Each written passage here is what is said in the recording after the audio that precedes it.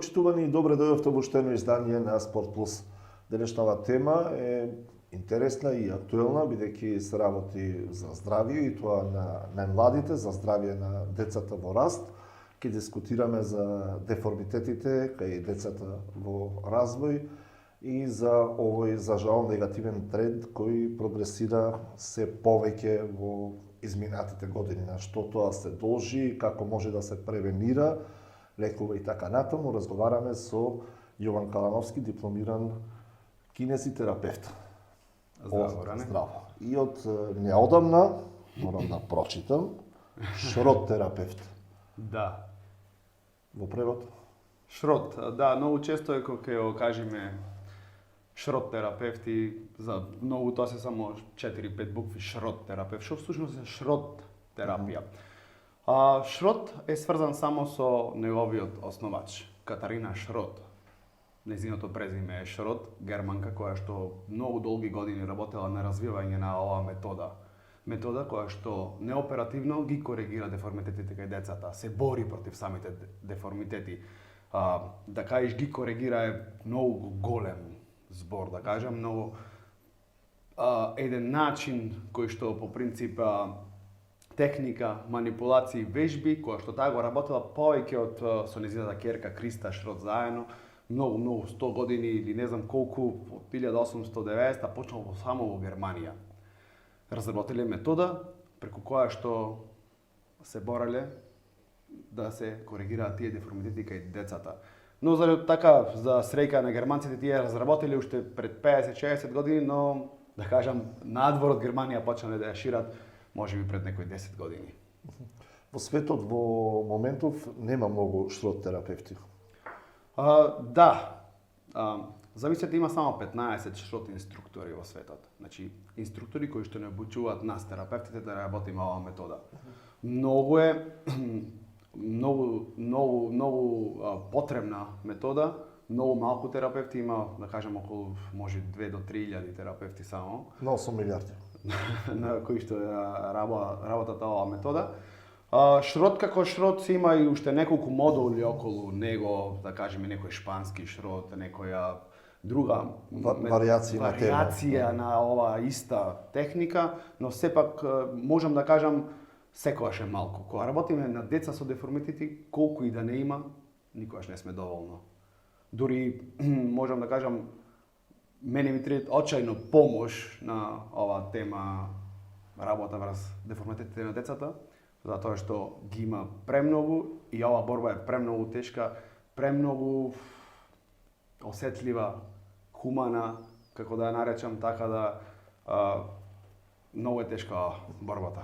Како стојат работите денес? Ти со години алармираш, информираш дека проблемот со деформитетите кај децата не е доволно застапен како тема во јавноста, дека немаме системско решение и така натека, ни се потребни одредени промени во пристапот на решавање на овој проблем. Но за јавноста како стојат работите, колку е алармантна или не алармантна состојбата со деформитетите кај децата? Како што добро, ево, барем Охрид Нјус и екипата околу Охрид Нјус се сеќава, ние уште пред многу години се боревме на оваа тема и уште се бориме, секако. Правевме, организиравме проекти за безбеден раст и развој на децата, правевме контроли на дечињата во помош со стручни лица и слично. Овие проекти беа 2011, 12, 13 година кога направивме една огромна контрола на дечињата во прилика 9, 10, 11 годишна возраст и добивме катастрофални резултати. Тогаш почнавме со проекти за безбеден раст на децата. Се ангажира многу спортски тренери, професори по физичка култура да направат спортски активности, да направат повеќе клубови во градот каде што децата може да спортуваат, затоа што на крај крајева спортот, активностите, физичката активност е тоа што нас ни треба за да на некој начин го обезбедиме растот на детето. Најдобрата превентива. Најдобра превентива е спортот. Да не дојдеме до шрот терапија. Да не се дојде до шрот терапија. Шрот терапијата е безболна. Шрот терапијата е многу корисна, многу интересна. Комбинација од манипулации на терапевтот, до вежби, до дишење, кое што го коригира деформитетот. Но за да не се дојде до таков деформитет каде што треба да активираме и да се занимаваме врз детето со шрот терапија, спортот е идеално решение. Тие години резултатите беа катастрофални. Да кажам, се отворија премногу, супер, многу клубови за дечиња, секој ден спорт, кошарка, фудбал, ракомет, тенис. Прекрасно. Прекрасно. Се направија нову плоштатки низ Охрид, каде што може да спортуваат, каде што може да се истегнат. Да Се подига малку и нивото и кај родителите, кај Точно децата така. дека треба да Родителите почнаа рекреираат. баш, родителите почнаа како ми се искриви детето, зошто? Се јавуваат почесто. Но, да кажам, денешно време премногу е тешко за децата. Таблети, смартфони, некои дополнителни часови, кои што во никој случај не можам да речам не се потребни. Лоши навики. Така. Значи, потребно е детето да гледа англиски, да комуницира со другарчињата, зашто такво е времето, така, нема веќе комуникација, да си фрламе камчиња по прозоре, кај си Горан, него сега, така. Но треба да опратиме тој тренд, но премногу е то стрес за едно 9, 10, 11 годишно дете. Стрес врз телото, врз самиот рбет и происходот е деформитет. Се манифестира така како што се манифестира. Постојат вродени аномалии, мани, и постојат некои кои се стекнуваат во развојот. Да. Но и во едниот и во другиот случај, веројатно е клучно на временото откривање и започнување со терапија, бидејќи и терапијата некогаш не може да помогне во одредени ситуации. За жал, да.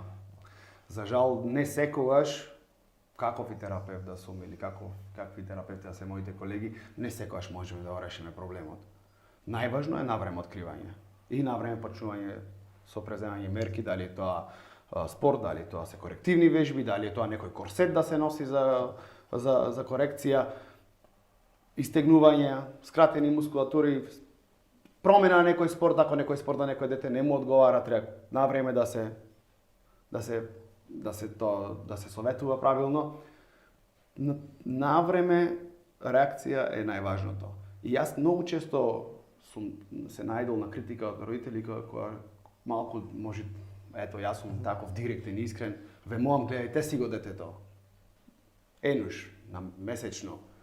Следчи го, провери го рбетот. Ако видиш некоја асиметрија, ако видиш нешто што по принцип не ти се свига, дали е тоа прашање рамото, нешто што не е на свое место, очигледно е тоа, да. Имаме многу стручни, имаме ортопедска болница во близина, премногу специјалисти, консултирајте се, имаме терапевти. Мора да сте активни, барем дори детето порасне. Имаме 3 раста. 3 големи раста на децата. Во тие 3 раста ризикот за деформитет е огромен. Значи не знаеме во кој правец во тие растови на детето ќе тргне рбетот. Дали ќе тргне правилно, дали ќе тргне во нека друга насока. Тогаш треба да се реагира. Тогаш најмногу да се прати. Како што спомна и самиот, одредени деформитети за жал не можат да се коригираат, да се решат, некогаш сето тоа завршува и со операција. Да. Ова метода, која ти специализираше постарно, се обидува преку вежби да го избегне тој исход, односно да се заврши со операција. Така, значи пред се да дефинираме вродените деформитети се стрикно оперативни или ако вродените деформитети се во мал некој степен, со вежби може да се задржат истите. Корекција на вроден деформитет преку мануелна терапија или преку е бесмислено. Значи, пршлените се така, да кажам, вродени, нивната структура е многу различна отколку нормалниот прштен, така да во тие вродени деформитети единствено што треба да се внимава е само да не прогресираат или минимално да прогресираат. Но за жал имаме и такви случаи што ето, сите се тие најчесто задоцнати случаи. После 16, 17, 18 години сколиозата, ево ќе го кажам, сколиозата како најопасен деформитет, да го кажам, тродимензионален деформитет кај децата, искривени си се во 3 димензии, прогресира страшно многу. Во тие растови, ако не се види детето на време, во сите тие три растови детето не расте во висина, него расте тродимензионално. И се криви на едната страна, и се криви на другата страна. Може да има трајни последици. Трајни последици. Ако тоа на време не се и процентот на деформитет префрли некоја критична точка, ние можеме да покушуваме колку сакаме, но многу е тешко да се коригира до она безбедна степен каде што детето и покрај тоа да има деформитет, ние порано или покасно сите имаме некој деформитет на работата. Дали од работа, дали од неправена положба на работа, дали од некоја активност, се некоја страна на работа Или повреда, да. Не, точно. Се некоја страна некојаш ќе ни попушти на телото. Него работата е една конструкција, таква моќна во нашето тело кое можеме ние да функционираме, да живееме со мал деформитет. Никаков проблем, ни во еднина, ни во мајчинство, ни во работоспособност, во ништо, но да го донесеме до некои нормални граници. Кој е советот до младите, меѓутоа пред се до родителите? Во последно, многу често, ево, сакам да напоменам до сите родители, причината за сколиозите не е дефинирана. Идеопатска сколиоза. Значи, ако не е вродена, зошто настанало сколиоза кај децата, до ден денес не е познато. Тој е некој процес, најчесто се дешава кај девојчината, 9:1. Е сколиозата кај девојките во однос со машките. Некои доктори сметаат дека може би да е менструалниот циклус, некоја причина зашто настануваат многу промени во телото. Хормонални прецеда. Можно е тоа. Според мене, сосема така, мое мислење е дека машките од мали многу повеќе трчаат, многу повеќе спортуваат, многу повеќе палавуваат по улиците, отколку, да кажам, ето како мојата дома принцеза. И нивната мускулатура е малце полабава и полабила, нивниот работ не е толку стабилен како кај дечките, така да може и тоа да е некоја причина. Но до ден денес немаме факти зошто настанала сколиозата. Кифозите исто може да ги испровоцираме. Може да ги испровоцираме, но сепак никогаш немој да се обвинуваат. Не сме да се обвинуваат родителот, каде сгрешив јас? Каде сгрешив јас што моето дете има сколиоза? Никако, во никој случај. Многу често во последно време со родителите како успеав, Како стигнавме до ова. Единствено што може родителот е на време да си го прегледува, да го гледате детето и ако ја фатиме сколиозата на време, деформитетот на време, да го искоригираме. Немојте да чекате и да стигне некој стадиум каде што после тешко ќе биде, да. Многу тешко за сите нас. И така, пред самиот крај уште едно прашање, дали ни е потребно одредено системско решение, можеби пред се во мониторирање на растот на децата, одредена контрола, имавме се уште претпоставам има систематски прегледи и така натаму.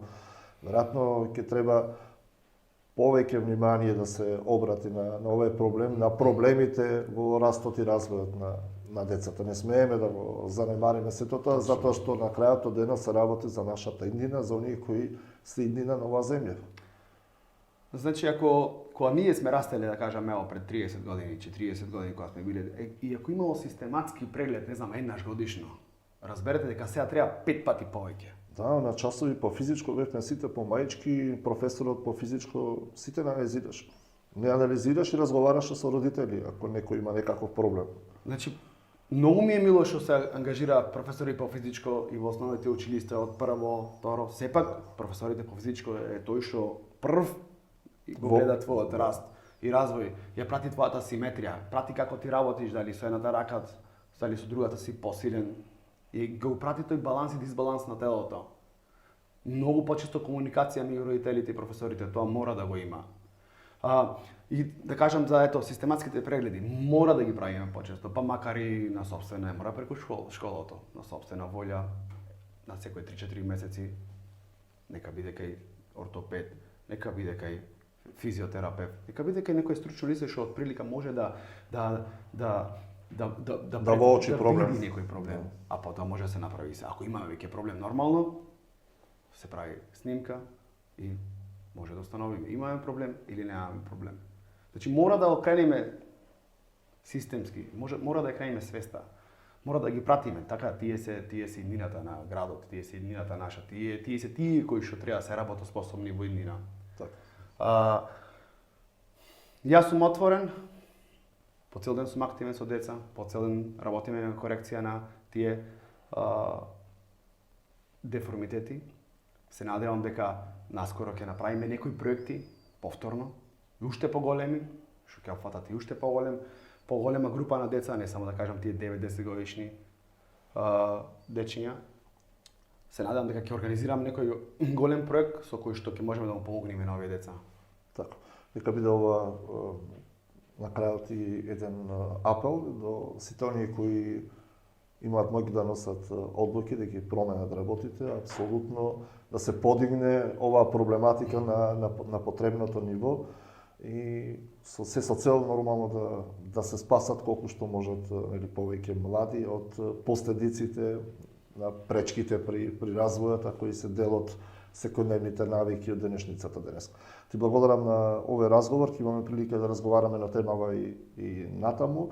И ти благодарам за се она што го правиш како професионалец за децата и за овој град. Ви благодарам и секогаш е задоволство да се присуствува во Охрид Нјуз. Задоволството е наше, да. Вам, почитувани, ви благодарам на вниманието, станете понатаму информирани, следете го Охрид Нјуз.